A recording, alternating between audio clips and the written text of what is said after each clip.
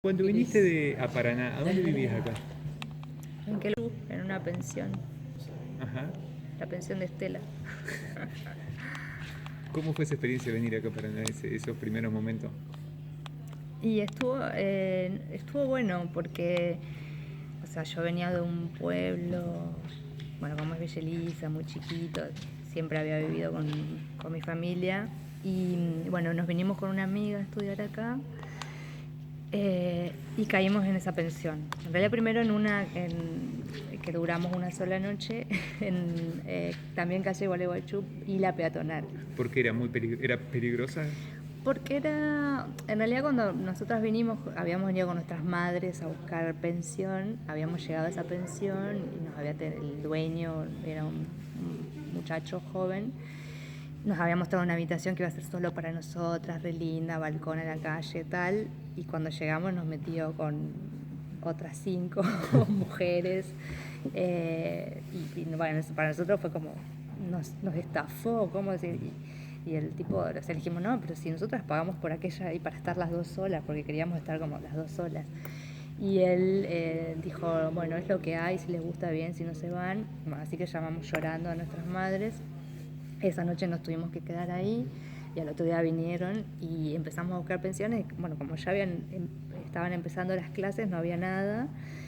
Así que íbamos, nos decían, vayan a ver allá, y llegábamos, no había cuarto y así, hasta que nos mandaron a lo de Estela, que era esta mujer.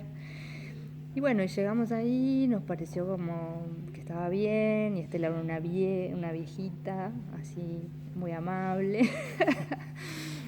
Y nos dio una pieza para nosotras solas, que era, igual la pieza era terrible, porque era como habían hecho una pieza con chapadura, así, como una extensión de la casa, esas casas viejas, tipo chorizo, que tenía un patio en el medio.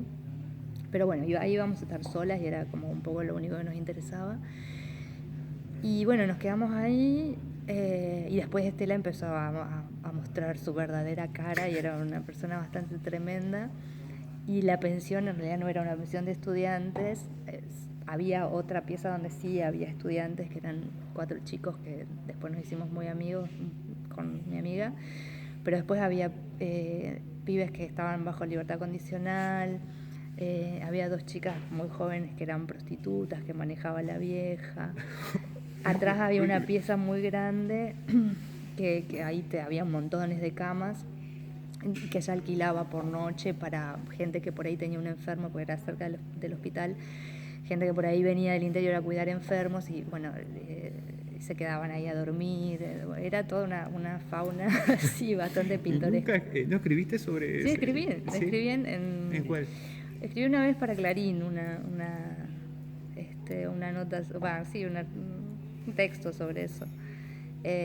Igual fue primero fue como muy impactante y después para mí fue como uno de los mejores años de mi vida haber vivido ahí.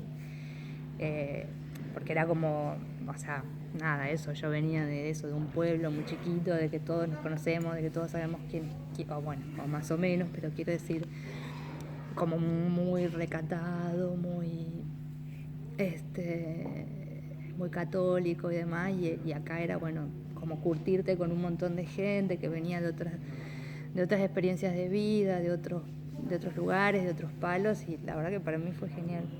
Y ahí vivimos un año. Y desde ese principio hasta el primer intento de hacer una publicación de revista o tener participación de ese tipo, ¿cuánto tiempo pasó y qué fue lo primero que hiciste? No, pasó bastante tiempo porque bueno, yo había venido a estudiar comunicación social, o sea, como la escritura no me interesaba la escritura literaria. Y después, un poco después de eso, empecé a escribir cuentos. No, en realidad cuando yo empecé a escribir relatos y al poco tiempo publiqué algunos de esos relatos en el suplemento de análisis, que en ese momento tenía la revista un suplemento que se llamaba La Madriguera del Conejo Blanco, que lo dirigía Fabiola Claret.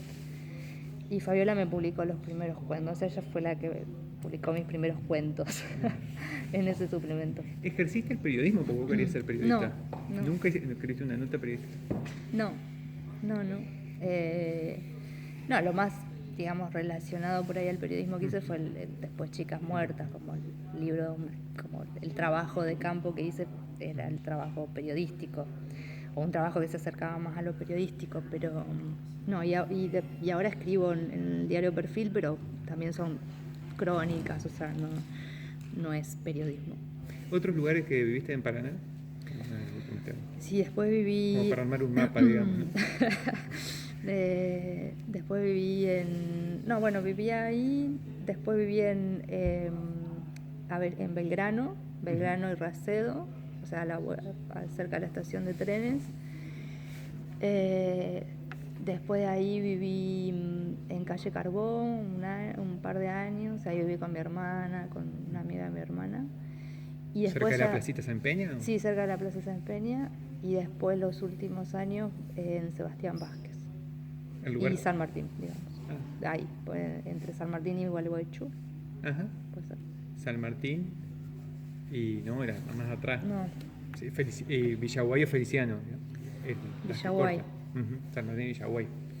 Ajá, ahí. ¿Cuál es el lugar más recordado o lo que vos te pensás en tu estadía en Paraná y pensás en qué lugar? Y en Sebastián Vázquez, más que, o sea, como en los últimos años que vivíamos ahí, además era una casa con un patio, y era como medio centro de reunión, porque ahí vivíamos con mi hermana, entonces venían muchos los compañeros de ella de la escuela de arte, mis amigos de por ahí de la literatura, y fue una época así muy linda también.